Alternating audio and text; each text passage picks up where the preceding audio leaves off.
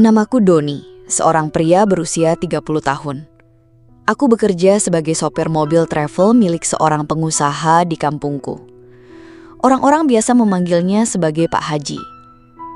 Sejak pertama kali aku melamar kerja di tempat ini, semuanya tampak wajar dan tidak ada yang mencurigakan. Jam kerja berjalan normal, gaji cukup untuk kebutuhan sehari-hari, dan sikap Pak Haji yang terlihat religius. Aku tidak pernah menduga bahwa pekerjaan ini suatu hari akan menyeretku ke dalam kengerian yang tidak bisa kulupakan seumur hidup. Dalam setiap perjalanan, aku selalu ditemani Joko, kenek yang usianya baru 18 tahun. Joko anak yang polos, mudah tertawa, dan terlalu gampang percaya pada cerita mistis. Namun di balik sifat polosnya, dia selalu setia mendampingi setiap kali aku bertugas. Malam itu, tiba-tiba kami dipanggil langsung oleh Pak Haji ke ruangannya. Ruang kerja itu terasa lebih pengap dari biasanya, lampunya redup, membuat bayangan wajah Pak Haji terlihat lebih tajam. Dengan nada datar, ia memintaku dan Joko untuk mengantar seorang tamu istimewa ke Pelabuhan Ratu.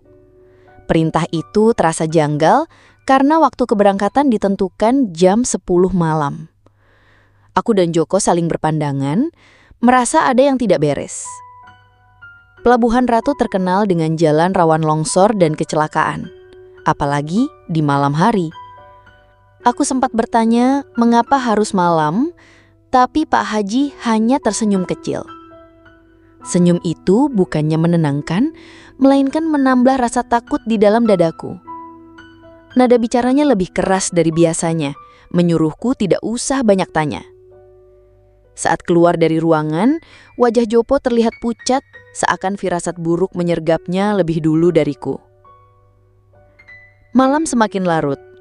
Setelah aku menunaikan sholat Isya, kami pun bersiap di garasi belakang kantor. Mobil travel putih sudah terparkir rapi. Kami pun menunggu kedatangan tamu tersebut. Jam menunjukkan tepat pukul 12 malam ketika sosok itu muncul. Seorang gadis muda memakai gaun merah berdiri tepat di seberang pintu mobilku. Wajahnya cantik, kulitnya putih, dan senyumnya begitu menawan di bawah cahaya lampu jalan. Gadis itu memperkenalkan diri sebagai Siska, dan usianya mungkin sekitar 20 tahun. Joko yang semula tertidur seketika terbangun. Matanya berbinar melihat tamu istimewa itu. Dengan ramah, aku mempersilahkan Siska untuk duduk di kursi penumpang. Joko bahkan dengan sigap membuka pintu untuknya. Sesuatu yang jarang sekali ia lakukan. Aku bisa merasakan kegembiraan di wajah Joko, seakan perjalanan malam itu adalah rezeki tak terduga baginya. Mobil pun melaju pelan menembus gelapnya malam. Sepanjang jalan, Joko banyak bertanya kepada Siska. Mereka membicarakan banyak hal, seperti pekerjaan dan kesibukan apa yang saat ini Siska lakukan. Awalnya aku khawatir Siska terganggu, tapi wanita itu tampak ramah menjawab setiap pertanyaan. Namun di balik keramahan itu, ada sesuatu yang membuat bulu kuduku merinding. Dari kaca spion, wajah Siska kadang terlihat berbeda. Sesekali aku merasakan bahwa wajahnya nampak lebih tua dan tatapannya begitu tajam kepadaku. Padahal saat kulirik langsung, ia tampak biasa saja. Aku mencoba mengabaikannya dan menganggap aku sedang kelelahan. Sekitar pukul 2 dini hari, Joko meminta berhenti di sebuah SPBU untuk ke toilet. Aku ikut turun sebentar untuk sekedar meluruskan kaki dan beristirahat. Di sana, aku sempat menggoda Joko, menanyakan apakah ia menyukai Siska. Joko hanya tertawa kecil, tapi rona wajahnya jelas menyiratkan ketertarikan. Aku mengingatkan dia untuk menjaga sikap, takut Siska ini adalah wanita simpanan Pak Haji. Karena selama ini kabar itu sudah jadi rahasia umum bahwa Pak Haji memang gemar dengan gadis muda. Setelah selesai, kami pun kembali ke dalam mobil. Siska masih duduk tenang di kursinya, tidak menunjukkan tanda-tanda bosan. Mobil pun kembali berjalan. Belum 10 menit perjalanan, di depan terlihat deretan mobil berhenti karena kecelakaan besar. Aku dan Joko bingung harus bagaimana, sebab antrian kemacetan begitu panjang. Memang ada jalur alternatif, yaitu Parung Kuda. Namun jalannya sepi dan minim penerangan. Belum sempat kami berdiskusi, Siska langsung menyarankan agar mengambil jalur itu. Suaranya tenang, namun terasa begitu memaksa. Tanpa banyak alasan, aku pun menuruti perintahnya. Dan mobil kami pun mulai masuk ke jalur Parung Kuda yang gelap dan sunyi. Di sini lampu penerangan sangat jarang terlihat. Pepohonan lebat di sisi jalan membuat suasana makin mencekam. Joko tetap sibuk memperhatikan Siska yang sedang tertidur, bahkan sesekali menoleh lebih lama dari seharusnya. Aku berulang kali memperingatkannya, namun Joko seakan tidak peduli. Hingga sebuah kejadian kecil merubah segalanya. Ponsel Siska terjatuh di lantai mobil, dan Joko dengan cepat mengambilnya. Lalu, tanpa izin, dia segera membuka layar ponsel itu. Aku melihatnya dan coba memperingatkan Joko agar tidak bersikap kurang ajar. Namun Joko tidak peduli, seakan ingin tahu isi ponsel gadis itu. Ketika itu, tangannya sempat menyentuh kaki Siska. Dan dalam sekejap, suasana berubah mencekam. Aku menoleh ke belakang dan apa yang kulihat membuat jantungku hampir berhenti.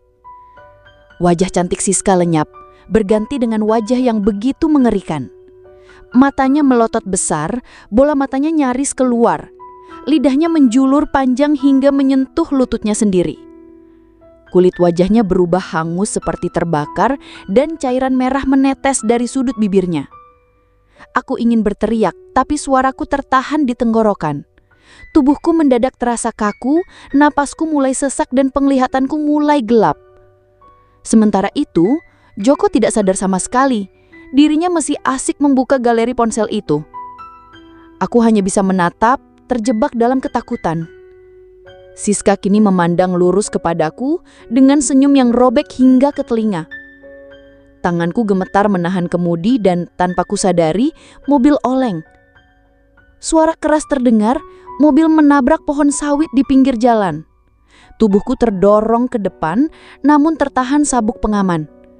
Aku hanya mengalami luka ringan, tapi Joko terpental keluar mobil.